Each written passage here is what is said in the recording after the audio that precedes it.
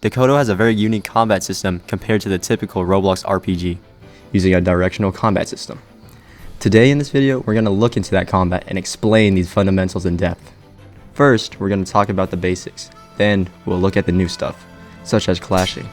Then, we'll finally go over the more unique parts of the combat. To begin with, let's go over the parry-based directional combat system Dokkōdō has. In Dokkōdō, there are left attacks, right attacks, and finally, front attacks. You can change where you want to swing by using WASD. Feinting these attacks are as simple as right-clicking before the windup of your attack ends. Feinting has a small cooldown so you can't spam it. You can also see where you're planning to swing by your crosshair. Critical attacks is another fundamental in the combat. Simply press R with your weapon to do a crit. Critical attacks work differently in this game. It is simply a way to mix up your attacks rather than a guard break, unless you're using Odachi of course. Whenever your opponent swings at you, there will be an indicator showing where your enemy is attacking from. This is where parrying comes in.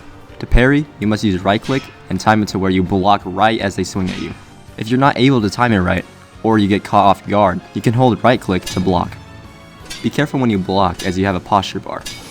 Once this posture bar fills up, you'll get guard broken and you'll be vulnerable to disarms. Once you get disarmed, either walk over to pick it up or pull out a new weapon.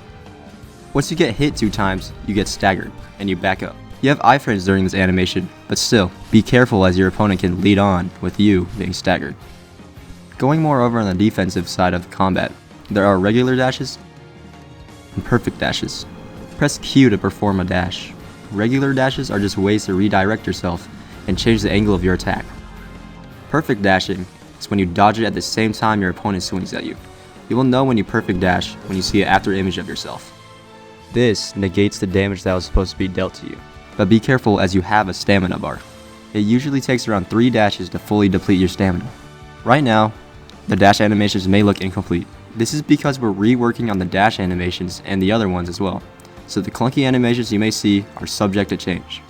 They will be improved before release. There are also shoves in Dokkōdō. You can perform this act by pressing G. A shove is a way to disrupt the actions of your opponent. It can stop your opponent's M1s and such, but it does no damage. Shoving goes through blocks.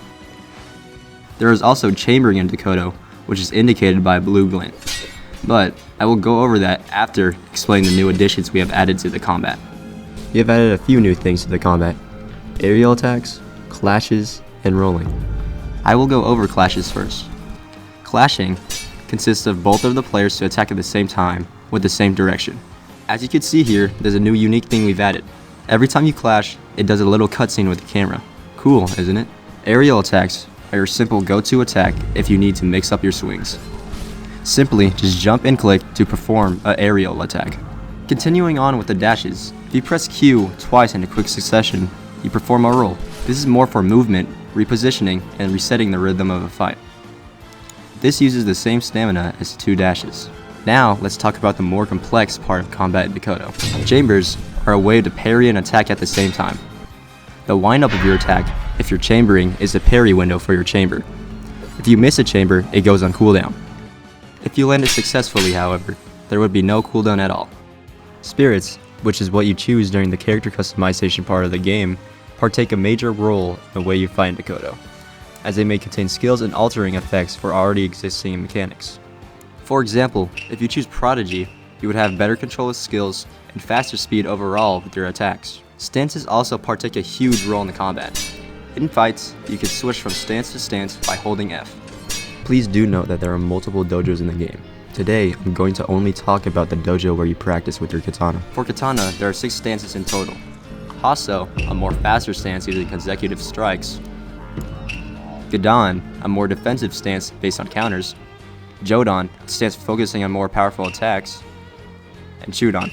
Chudan is the base stance you start with, so it has no buffs.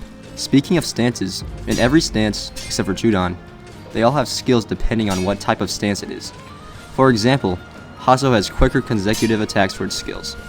You may also see that skills now have a shared cooldown. This is to reduce skill spamming, as in last playtest, skill spamming was too strong of a tactic. With all of that in mind, you could get high combat fights like this.